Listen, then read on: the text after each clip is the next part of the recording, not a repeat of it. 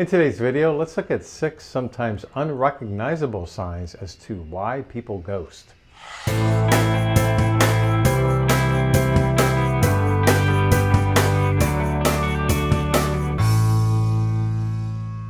one of my top rated videos was about ghosting. I'll have the link for that in the description box below. And what I noticed in some of the comments is people are unclear as to why people ghost. Are they just taking the easy way out, or is there more to that? What's going on? Because a lot of people are either ghosting or being ghosted these days. So it is an interesting psychological dynamic. Why has it caught on so much that people just cut somebody off? They run away? What happens sometimes is people get ghosted and then blame themselves for it. What did I do wrong? When in reality, they may not have done anything wrong at all. They could have, but quite often they haven't. It's actually more to do with the person doing the ghosting. So reason number 1 that somebody may be getting geared up to ghost somebody is just plain old emotional immaturity. They perhaps weren't raised in a way to see the importance of talking through our feelings, of communicating. Maybe it wasn't role modeled to them by their parents. Maybe they haven't learned social skills growing up. They don't know how to express themselves. That's more common today in terms of people spending a lot of time online. They lose the ability just to have average, normal conversations. Something like, this has been nice. I've enjoyed meeting you. It's been great hanging out the last couple of weeks, but I'm not seeing a long-term connection here. I see you as more of a friend. Very kind way, so to speak, of being honest. There's nothing unpleasant or unkind about being honest.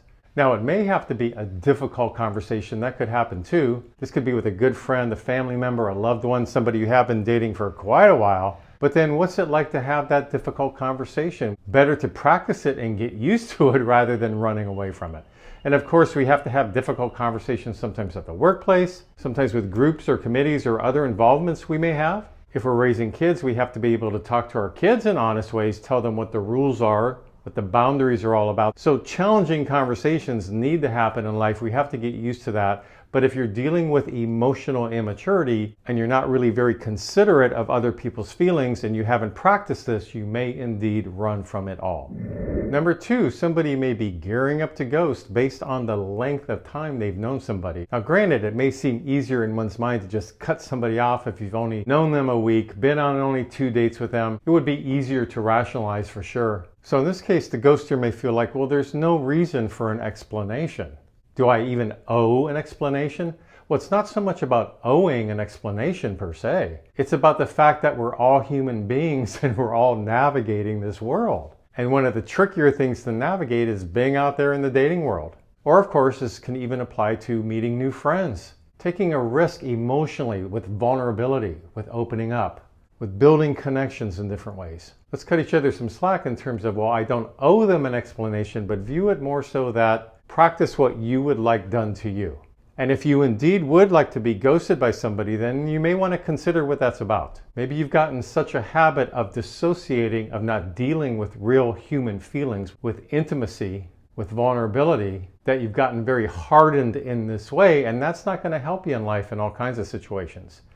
Especially someday if you settle down with somebody and build a life, you get married, you have kids, you're going to have to learn very quickly what it's like to navigate gray area, sometimes messy conversations that can feel awkward sometimes in the moment, but in the long run bring satisfaction when we work things out in ways that involve openness, honest communication, and kindness.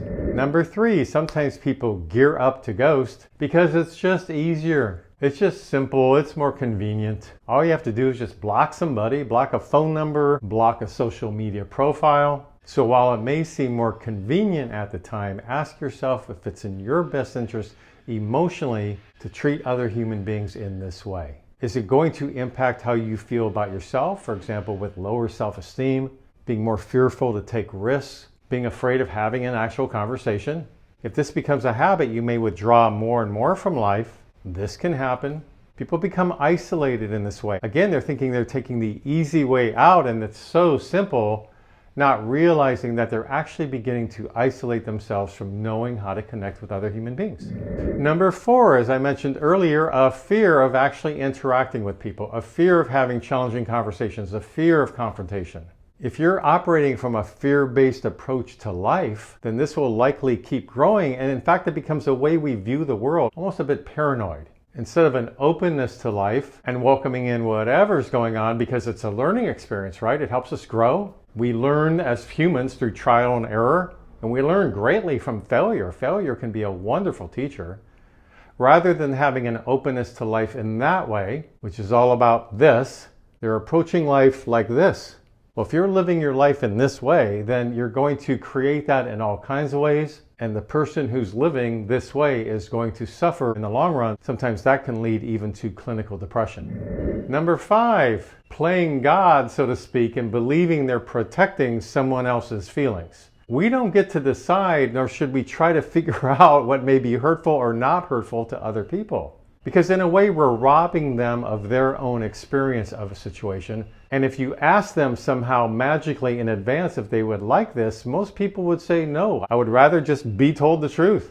I'm a big boy, I'm a big girl, I can deal with it. And I'm sure you've seen in real life or even in TV shows or movies, there's many situations that get worse because somebody censors the truth in the illusionary belief that they're protecting this other person, only to find out that it can greatly backfire on them later on. Sometimes perhaps the person that they've lied to now resents them when the truth comes out for not telling them honestly what's going on. So yes, there's no need to ever be unkind to somebody or try to degrade them or tear them down or be rude. We're not talking about that. We're just talking about somebody making I statements about why they need to move on, that they're looking for something different, what they want in life to make them feel good. These are all fair statements. It has nothing to do with degrading the other person. But sometimes to avoid all this, somebody will focus on something like, I'm just protecting them. I don't want to hurt them. But oftentimes that's just a way to rationalize something so we don't have to deal with it. Also, it's rather arrogant and sometimes playing God to believe that we think we know what is in the best interest of that person. Oftentimes we don't have a clue.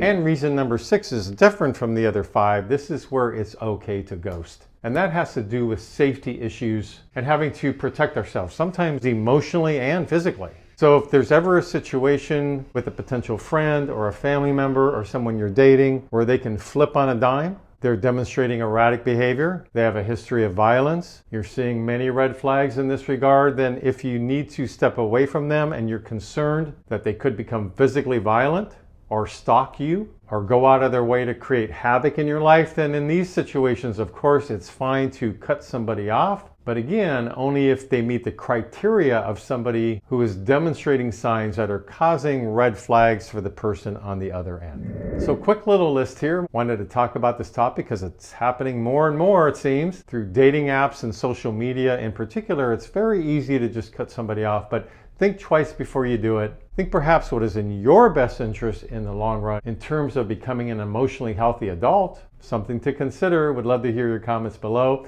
Please subscribe to my mental health YouTube channel if you like these kind of videos. And until next week, this is Brad Shore signing off from Ask a Shrink.